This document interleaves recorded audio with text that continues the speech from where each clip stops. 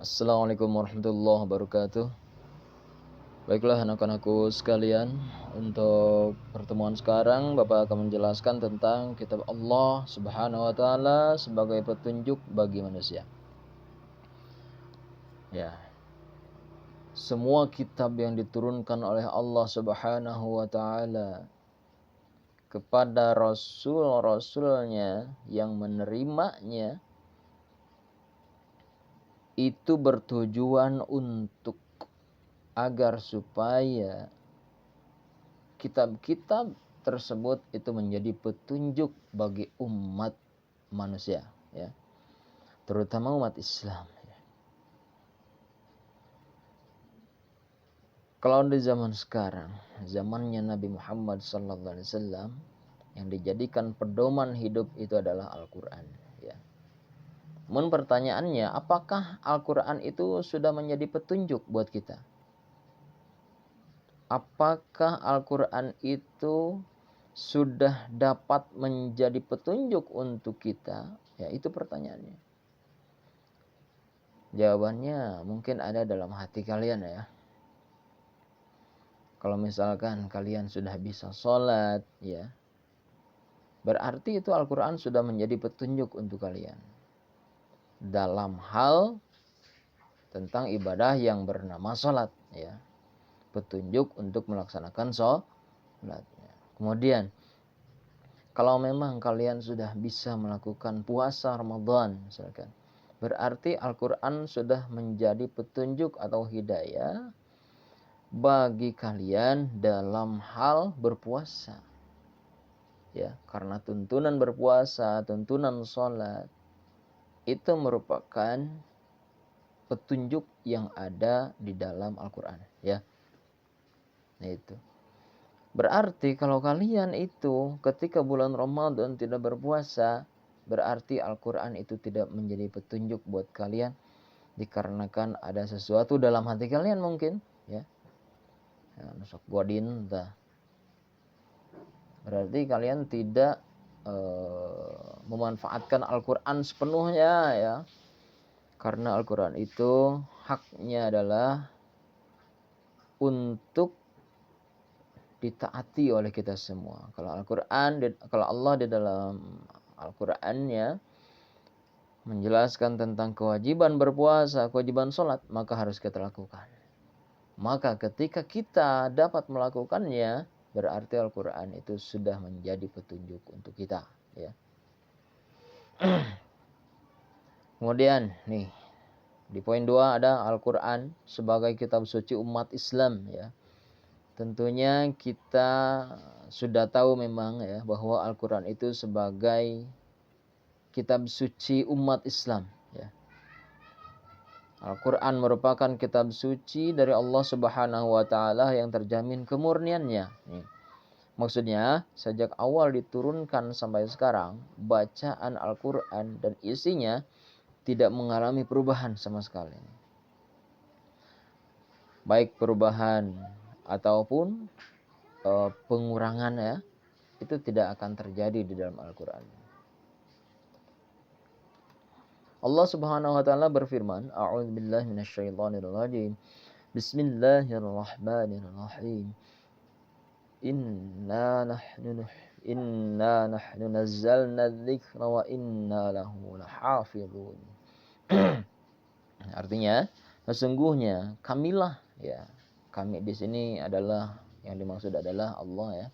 Sesungguhnya kamilah yang menurunkan Al-Quran dan pasti kami pula yang memeliharanya.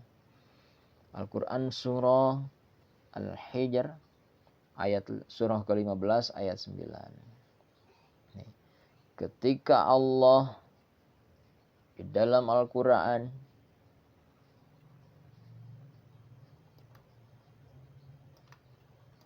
menegaskan bahwa memang Al-Quran itu akan dijaga oleh Allah Subhanahu wa taala, maka pasti Al-Quran itu akan terjaga kemurnian dan kesuciannya.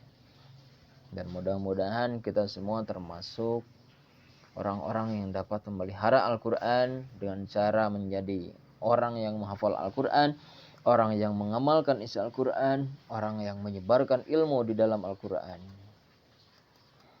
Di dalam sejarah tercatat bahwa Al-Quran itu tidak diturunkan sekaligus ya. Kepada Rasulullah itu tidak sekaligus diturunkan.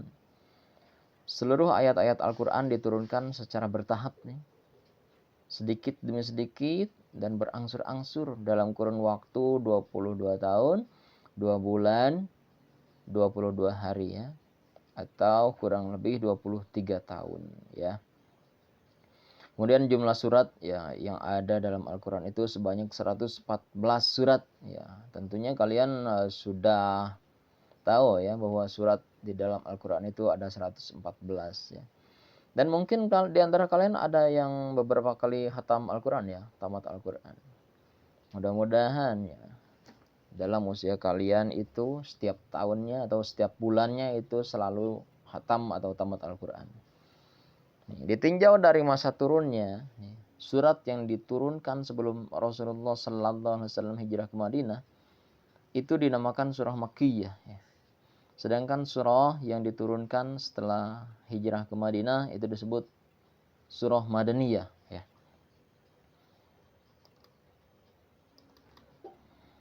Umat Islam yang menjadikan Al-Quran sebagai pedoman dalam kehidupan sehari-hari, sudah tentulah ya akan menjadikan hidupnya terarah dan selamat sampai tujuan hidup yang sebenarnya ya. Tujuan hidup yang sebenarnya adalah bahagia di dunia dan bahagia di akhirat. Mudah-mudahan kita semua tergolongkan orang-orang yang sa'idun fid dunya wal akhirah. Bahagia dunia dan akhirat. Sebagai umat muslim, sebagai umat yang memeluk agama Islam, kita harus mencintai Al-Quran dan bertekad untuk menjaga serta mengamalkan isi Al-Quran. Kemudian di poin 3 aku akan menjelaskan tentang perbedaan kitab dengan suhuf ya. Nih, wahyu Allah Subhanahu wa ta'ala yang diterima oleh para rasul dalam perkembangannya itu ada yang dibukukan berbentuk kitab ya, dan ada yang tidak dibukukan atau berbentuk suhuf, yaitu lembaran-lembaran terpisah.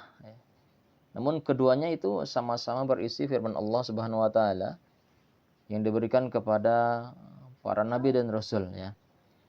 Nih, keterangan yang menyatakan bahwa suhuf itu benar-benar adanya adalah firman Allah Subhanahu wa taala, in hadza lafis suhufil ula suhufi Ibrahim wa Musa. Ini artinya sesungguhnya ini terdapat dalam kitab-kitab yang dahulu, yaitu kitab-kitab Ibrahim dan kitab-kitab Nabi Musa alaihissalam. Nih, secara rinci para nabi dan rasul yang menerima suhuf dari Allah Subhanahu wa taala adalah pertama ada Nabi Ibrahim nih menerima 10 suhuf. Kemudian Nabi Musa menerima 10 suhuf juga.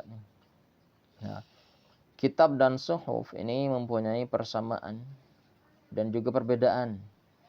Persamaannya adalah keduanya sama-sama firman Allah Subhanahu wa taala yang diturunkan kepada para rasulnya. Adapun perbedaan antara kitab dan suhuf antara lain nih. Isi kitab lebih lengkap daripada isi suhuf ya. Kemudian bentuk dari kitab itu sudah dibukukan, sedangkan suhuf itu masih berbentuk lembaran-lembaran yang terpisah. Kemudian kitab itu biasanya berlaku lebih lama daripada suhuf ya. Mungkin hanya itu saja yang bisa saya sampaikan untuk pertemuan kali ini. Kurang dan lebihnya mohon maaf. Mudah-mudahan ini dapat menjadi ilmu yang bermanfaat untuk kita semua.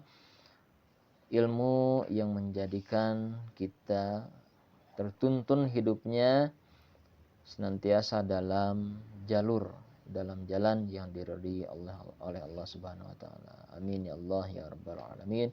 Wassalamualaikum warahmatullahi wabarakatuh.